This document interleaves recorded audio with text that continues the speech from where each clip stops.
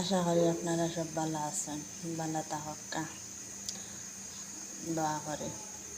আর তরকারি একটা রেডি করছি, তাই আপনাদের সাথে একটু শেয়ার করলাম।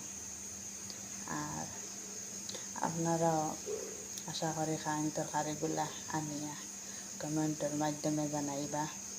বালা থাকা মাছটিরা ফাঁক করলে বালাও লাগবো। মাছও বার করছি, মাছটি ফাঁক করতাম, তরকারি রেডি করছি, আপনারা সাথে শেয়ার করি। আর আপনারাও বালা থাকা দোয়া করি।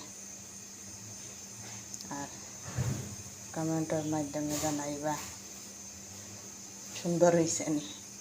বালা থাকা। আসসালামু আলাইকুম।